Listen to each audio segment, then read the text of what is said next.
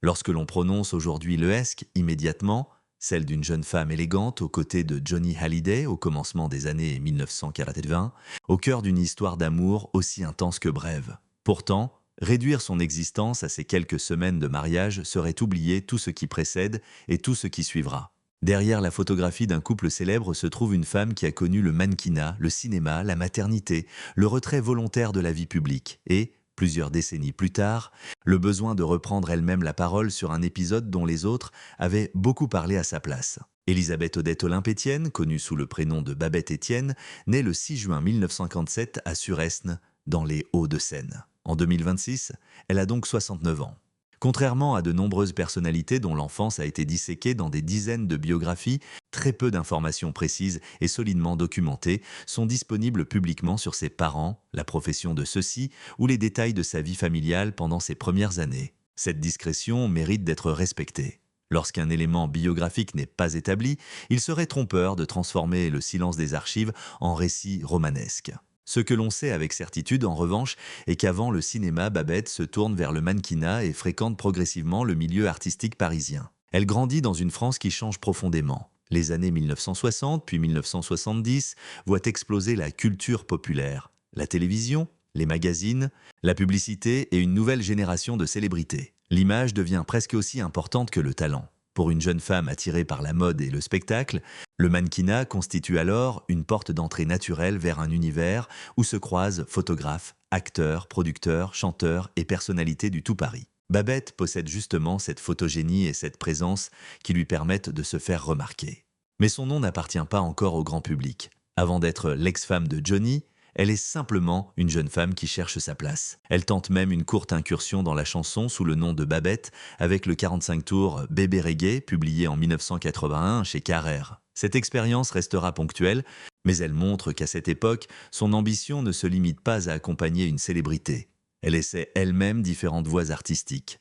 Les récits publiés à propos de cette période ne concordent pas toujours sur les circonstances exactes de leur toute première rencontre. Dans la présentation de son livre Je me souviens de nous, Babette raconte avoir croisé Johnny une première fois alors qu'elle n'avait pas encore 20 ans, avant que leurs chemins ne se rejoignent véritablement plusieurs années plus tard. Les biographies évoquent également une rencontre déterminante en 1980 dans le milieu mondain parisien. Le résumé officiel de son ouvrage situe cette reprise de contact lors d'une fête à l'Élysée-Matignon. Ce qui est incontestable, c'est qu'en 1980, leur relation prend une dimension nouvelle.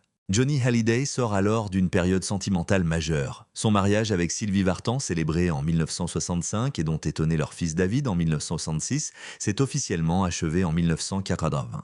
Johnny n'est pas seulement un chanteur, il est déjà une institution. Sa vie privée est suivie avec une intensité exceptionnelle. Aimer Johnny Hallyday signifie donc entrer dans une existence où l'intimité peut devenir du jour au lendemain une affaire nationale. Selon le récit publié en 2020 dans Je me souviens de nous, Johnny l'invite notamment à Londres. Leur rapprochement devient rapidement passionnel. Les voyages se multiplient.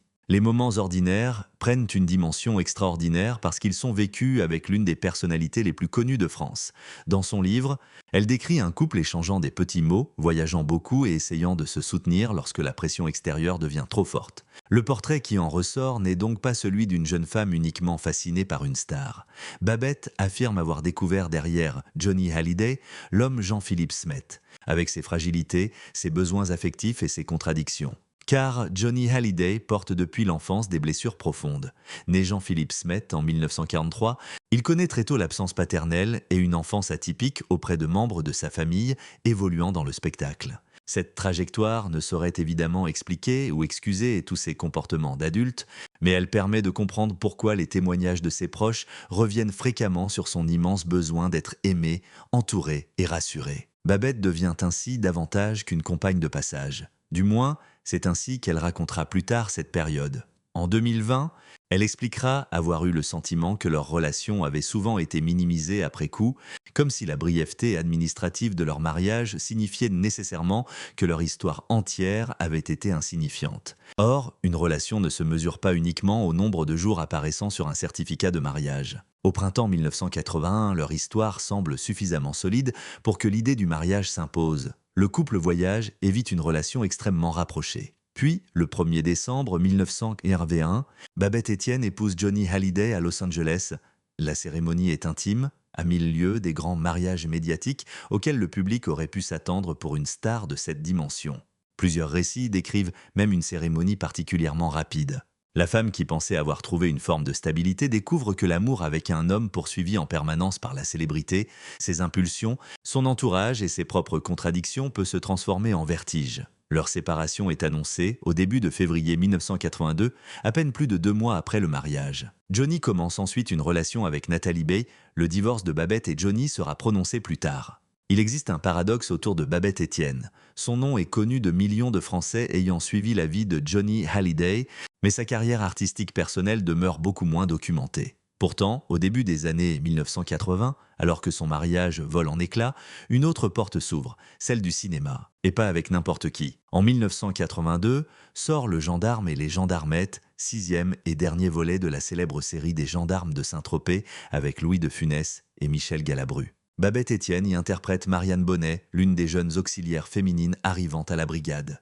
Le film devient d'autant plus symbolique qu'il constitue la dernière apparition de Louis de Funès dans un long métrage avant sa mort en janvier 1983. Babette se retrouve donc associée, presque malgré elle, à l'ultime chapitre cinématographique de l'un des acteurs les plus populaires de l'histoire du cinéma français. Les conditions de son recrutement montrent à quel point musique, célébrité et cinéma s'entremêlent alors. Les informations disponibles sur la production indiquent que Babette, déjà mannequin et médiatiquement connue grâce à sa relation avec Johnny, possède davantage de notoriété que certaines autres jeunes actrices choisies pour jouer les gendarmettes. La production aurait notamment entendu parler d'elle à travers son disque Bébé Reggae. Au même moment, sa séparation avec Johnny occupe la presse, à tel point que les journalistes présents autour du tournage ne savent parfois même plus comment la présenter.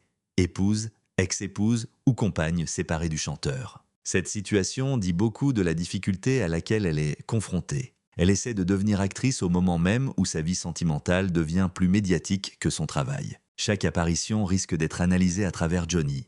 Chaque interview peut revenir au même sujet. Chaque photographie peut être présentée non pas comme celle de Babette Etienne, comédienne, mais comme celle de la femme de Johnny Hallyday. Pour une personnalité cherchant à construire sa propre identité professionnelle, cette étiquette peut constituer à la fois un formidable accélérateur de notoriété et une prison. Le gendarme et les gendarmettes lui offrent néanmoins une visibilité considérable. Tourner avec Louis de Funès signifie apparaître dans un univers populaire déjà profondément installé dans l'imaginaire français. Ce n'est pas la reconnaissance critique d'un grand rôle dramatique, mais c'est une exposition que beaucoup de jeunes comédiens auraient rêvé d'obtenir. Après cette expérience, Babette apparaît en 1984 dans Femme de personne, réalisé par Christopher Frank, aux côtés notamment de Marthe Keller, Caroline Cellier et Jean-Louis Trintignant. Elle travaillera également pour la télévision, notamment dans Anges et loups, à la fin des années 1980. Puis sera créditée plusieurs années plus tard dans La Cité des enfants perdus, l'univers singulier créé par Marc Caro et Jean-Pierre Jeunet. Sa filmographie demeure cependant réduite. Il faut ici corriger une idée que le récit spectaculaire pourrait facilement fabriquer.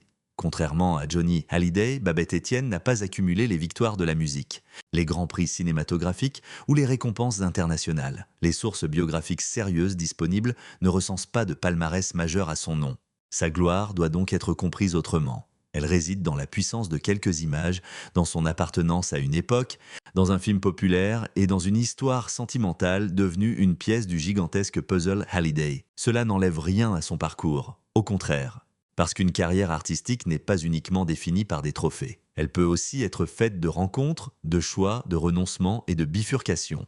Dans le cas de Babette, la carrière semble progressivement perdre sa place centrale. Et ce retrait n'est pas seulement professionnel. Il correspond à une volonté de reconstruire une existence à distance du tumulte associé au nom Hallyday. Ce contraste est saisissant. Johnny, après leur séparation, continue de remplir des salles, d'enregistrer des disques, de faire les gros titres et de devenir toujours davantage un monument national. Babette prend presque la direction opposée.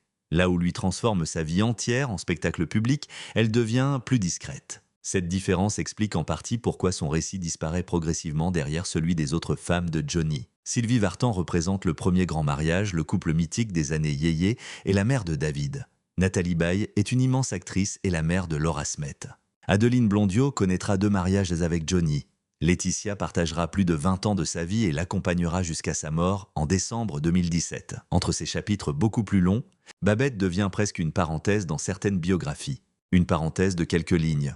C'est précisément cette réduction qu'elle contestera bien plus tard. Son livre de 2020 porte un titre révélateur, Je me souviens de nous. Non pas Je me souviens de Johnny, mais de nous. Le choix des mots réintroduit le couple, la réciprocité, l'existence d'une histoire à deux. Le résumé publié par l'éditeur insiste sur des voyages, des moments de tendresse, des petits mots, un soutien mutuel et une complicité qui aurait survécu, sous une autre forme, à la rupture. En d'autres termes, Babette ne semble pas chercher à réécrire la carrière de Johnny. Elle cherche à récupérer une partie de sa propre histoire. Car la célébrité acquise auprès de Johnny lui a certainement ouvert certaines portes, mais elle a aussi projeté une ombre immense sur ce qu'elle faisait elle-même. Être associée au chanteur le plus médiatisé de France pouvait rendre presque impossible toute lecture autonome de son parcours. Les rediffusions du Gendarme et les Gendarmettes maintiennent son visage dans la mémoire collective. Chaque documentaire consacré à Johnny Hallyday finit tôt ou tard par faire apparaître son nom. Chaque rétrospective consacrée aux femmes de la vie du chanteur rappelle ce mariage étonnamment court. Lorsque Babette Etienne raconte Johnny Hallyday plusieurs décennies après leur séparation, elle ne livre pas le portrait simpliste d'un homme entièrement mauvais ou entièrement merveilleux. C'est justement ce qui rend son témoignage intéressant. Elle évoque à la fois une histoire qu'elle considère comme magnifique et des moments extrêmement douloureux. Cette contradiction est probablement la clé de tout. Aimer intensément quelqu'un n'empêche pas de souffrir de son comportement. Et souffrir d'une personne n'efface pas nécessairement tous les souvenirs heureux. Dans les témoignages qu'elle livre autour de la publication de son livre en 2020, Babette décrit notamment Johnny comme très possessif et jaloux. Elle explique qu'il souhaitait souvent l'avoir auprès de lui. Dans une interview rapportée à cette époque, elle se souvient d'un homme capable de vouloir contrôler la distance qui s'installait entre eux, comme s'il supportait difficilement l'idée qu'elle puisse mener une activité loin de lui. Un épisode raconté publiquement est encore plus sombre. Babette se souvient d'une violente dispute au cours de laquelle Johnny, en colère, lui aurait crié dessus. Elle décrit un moment particulièrement pénible, suffisamment marquant pour qu'elle l'évoque encore près de 40 ans plus tard. Il faut être précis. Il s'agit du témoignage de Babette sur son expérience personnelle et non d'une vérité que nous devons amplifier par des détails jamais établis. Mais ce témoignage existe bel et bien et fait partie des révélations qui ont surpris une partie du public. L'autre blessure majeure est la rupture. Le mariage avait été célébré le 1er décembre 1981 à Los Angeles. Début février 1982, la séparation est annoncée. Johnny se rapproche ensuite de Natalie Bay, avec qui il vivra plusieurs années, et aura Laura Smith, née en novembre 1983. Elle expliquera des années plus tard avoir vécu cette rupture comme quelque chose de cataclysmique. Dans ses confidences, elle décrit l'effondrement brutal d'un avenir auquel elle croyait. Des médias ont également rapporté qu'elle avait découvert certaines informations concernant la fin de leur relation de façon particulièrement douloureuse, dans un contexte où la presse suivait chaque mouvement du chanteur. Son livre paraît seulement en décembre 2020, près de 3 ans après la mort du chanteur et près de 40 ans après leur mariage. La présentation de l'ouvrage insiste davantage sur l'histoire d'amour que sur le règlement de compte. Elle raconte un Johnny vulnérable, passionné, parfois compliqué, mais aussi un homme avec lequel elle affirme avoir connu une grande complicité. Quelques années après leur séparation, Babette reconstruit sa vie avec l'homme d'affaires allemand Otto Kern. Ensemble, ils ont un fils, Otto Amadeus, né en 1988. Plusieurs médias ayant relayé ses confidences indiquent que son fils est né avec un lourd handicap, une réalité familiale qui transforme profondément ses priorités. Babette choisit alors une existence beaucoup plus discrète, centrée sur sa famille, loin du rythme d'une carrière médiatique permanente. Le mannequinat et le cinéma exigent de disponibilité, déplacements, tournages, promotions et expositions. La maternité, surtout lorsqu'un enfant demande une attention particulière, impose une autre temporalité. Les biographies consacrées à Babette associent clairement cette période à son retrait progressif du métier. Johnny Hallyday meurt le 5 décembre 2017. La France entière entre dans une période de deuil spectaculaire. Des centaines de milliers de personnes rendent hommage au chanteur. Les images défilent, les anciens proches témoignent, les femmes de sa vie sont évoquées les unes après les autres. Mais elle racontera qu'elle n'a pas pu participer comme elle l'aurait voulu aux hommages privés et qu'elle s'est sentie tenue à distance. Plusieurs médias ont rapporté sa profonde blessure face à cette situation. Pour une femme ayant été légalement mariée à Johnny et qui estimait avoir conservé pour lui une véritable affection, l'expérience est douloureuse. Une fois encore, elle a le sentiment d'être effacée d'une histoire dont elle a pourtant fait partie. Otto Kern, le père de son fils, meurt le 11 décembre 2017, précisément le jour où Johnny est inhumé à Saint-Barthélemy. Babette expliquera plus tard avoir été bouleversée par cette accumulation de pertes. En quelques jours, 2 hommes ayant occupé des places très différentes, mais importantes dans sa vie, disparaissent. Parler de Johnny n'est pas simplement raconter une anecdote mondaine des années 1980. C'est rouvrir la mémoire d'une jeunesse, d'un mariage, d'une humiliation sentimentale, d'une carrière bouleversée et d'un homme qu'elle a aimé malgré la douleur. Babette a parfois expliqué avoir eu le sentiment d'avoir été zappée dans le récit officiel de Johnny. Elle estimait pourtant avoir été, durant leur relation, une présence solide à ses côtés. Ce sentiment d'effacement est sans doute l'une des motivations les plus fortes de son livre. Remettre son nom à la bonne place, ni plus haut, ni plus bas, simplement à la place qu'il a réellement occupée. Babette Etienne n'est pas apparue soudainement en 2026 pour dévoiler un dossier secret ou accuser Johnny d'un crime jusque-là dissimulé. Les confidences les plus importantes auxquelles renvoie ce type de titre ont été livrées publiquement, notamment autour de 2020 lors de la sortie de son livre Je me souviens de nous, puis reprises dans différentes émissions et publications. À 69 ans, elles prennent aujourd'hui une nouvelle résonance parce qu'elles permettent de relire l'homme derrière le mythe. Et certaines de ces confidences sont effectivement très fortes. La première révélation concerne la nature du Johnny intime. Le public connaissait Johnny Hallyday dominant une scène devant des dizaines de milliers de spectateurs. Babette raconte un homme beaucoup plus fragile et dépendant affectivement. Un homme capable d'aimer avec intensité, mais aussi, selon elle, d'être extrêmement jaloux et possessif. Elle rapporte qu'il souhaitait souvent qu'elle reste près de lui et avait du mal à accepter certaines formes d'indépendance. Babette a raconté au moins un épisode particulièrement violent verbalement dans lequel Johnny, furieux, lui criait dessus. Elle décrit cette scène comme extrêmement difficile à vivre. Là encore, il serait irresponsable d'ajouter des violences ou des actes qu'elle n'a pas rapportés. Son témoignage est déjà suffisamment puissant sans qu'on le transforme en fiction. Quelques semaines après leur union à Los Angeles, Johnny s'éloigne. La rupture survient brutalement au début de 1982 et la relation avec Natalie Bay commence dans cette période. Babette ne dissimule pas combien cette transition l'a détruite émotionnellement. Elle a employé des termes extrêmement forts pour décrire le choc, allant jusqu'à évoquer le sentiment de s'effondrer lorsque tout s'est terminé. Johnny Hallyday fut un artiste dont l'impact populaire en France demeure immense. Sa carrière, sa voix et ses spectacles ont profondément marqué plusieurs générations. Mais cette grandeur artistique ne signifie pas qu'il fut irréprochable dans l'intimité. Babette raconte précisément cet écart entre l'icône et l'homme. Johnny Hallyday a commis des erreurs dans sa vie sentimentale. Il a blessé des personnes qu'il aimait. Certaines de ses décisions ont eu un prix humain. Le reconnaître n'efface pas son œuvre. Inversement, admirer son œuvre n'oblige pas à nier ses fautes. Et Babette Etienne possède elle aussi une valeur indépendante de Johnny. Sa véritable victoire n'est peut-être ni un prix de cinéma ni un disque d'or. C'est d'avoir survécu au rôle dans lequel la célébrité voulait l'enfermer. Elle fut mannequin, actrice, épouse, mère, femme blessée, puis femme reconstruite. Elle a connu l'éclat des projecteurs et le silence de la vie privée. Elle a vu son histoire résumée pendant des décennies à un mariage de 2 mois avant de reprendre elle-même la parole. Et lorsque tout est raconté, une conclusion s'impose. Les erreurs de Johnny Hallyday n'effacent pas l'artiste qu'il fut, mais son immense légende ne doit pas davantage effacer les blessures de ceux qui l'ont aimé. Quant à Babette Etienne, sa place ne dépend finalement plus de la durée de son mariage. Elle dépend de sa propre histoire. Et après plus de 40 ans, c'est peut-être cela, sa révélation la plus importante. On peut avoir aimé une légende, avoir été profondément blessé par l'homme qui se cachait derrière elle, et choisir malgré tout de conserver la vérité des beaux souvenirs sans effacer celle de la douleur.